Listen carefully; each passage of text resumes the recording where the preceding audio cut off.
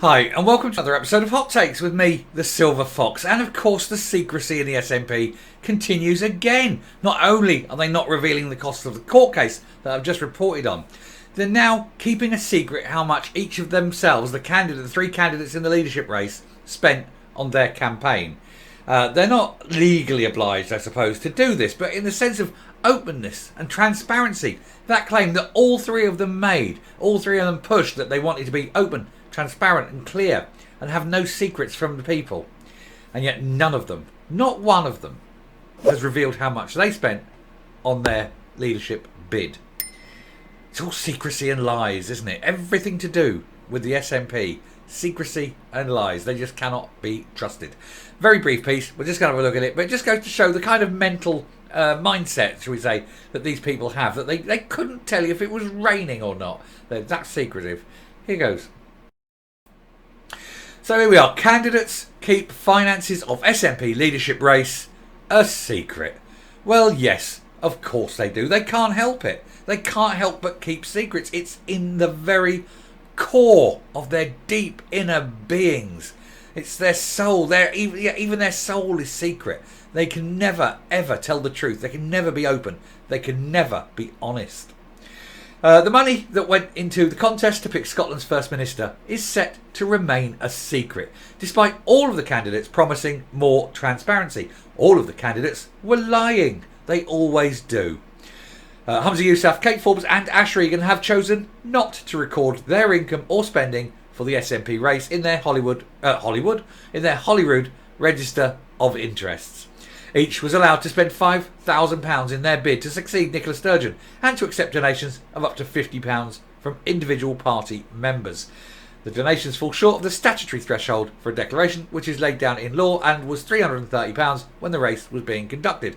Now, nobody cares. Ultimately, nobody cares as long as you're within the rules, right? Nobody cares how much you're given. Nobody cares how much you spend, so long as what you're given is legal and so much as what you spend is legal.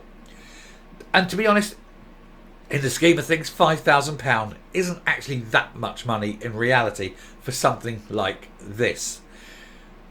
And yet, why are they so secretive? Why are they, none of them, coming out and publishing and saying, right, this is what I spent and this is what I spent it on? And nobody really cares, because we all know, okay, a bit of photography here, we've got to hire a photographer in a couple of days, that's fine. We need some leaflets printed, that's fine. We know this stuff costs. We get it. And like I say, 5,000 isn't a great deal in the big, in the big picture. Where we have the problem isn't what was being spent or what it was being spent on. It's that the fact that they are so secretive about something that is so small and relatively unimportant. And this is the thing. This is a very unimportant thing. And yet they seem to think it's so important for them to keep everything secretive. It's because they dare not open up on anything in case they get into the habit of being honest. That's the last thing the SNP needs, is someone who is honest. Anyway, Miss Forbes previously volunteered receiving £48 rugby match ticket in her parliamentary register of interest, and that's fine. Nobody cares. 48. Went to see a rugby match. There you go. Oh, I was gifted by one of my constituents. They gifted me a ticket. That's fine. I've been gifted rugby match tickets before. Don't have a problem with that. Hope she enjoyed the game. But all the leadership candidates held launch and campaign events in indoor venues and used social media, videos, photographers and spin doctors to promote themselves in a campaign. In Ash Regan's case, a bit of a waste of time, wasn't it? Yet, despite the contest starting with a row about SNP HQ secrecy over member numbers and the promises of greater transparency in future from the trip, the voluntary option has, of course, not been taken up. A Scottish Conservative spokesman said, while no rules have been broken here, you would think that the candidates would be happy to volunteer this information, if only to try and shed the SNP's reputation for obsessive secrecy. And boy is it obsessive. Like I say, it's in their very souls. The deadline for any statutory updates to the Register of Interest passed on Friday, 60 days after the result on March the 27th. But voluntary declarations could yet be made in the future, but I suspect they won't. The lack of financial clarity is in spite of the candidates providing the SNP National Secretary Lorna Finn, she herself has many questions to answer, especially in the Jordan Linden case, with a full breakdown with a full breakdown of their expenditures. They did that in early April. Under Rule 8.1 of the contest, all candidates were told they must complete a statement of expenditure within 14 days of the election, which they have all done. Now, since they've already got that and it's there, publish it. Publish it and be damned. There's nothing in there that's going to be embarrassing. It's just there.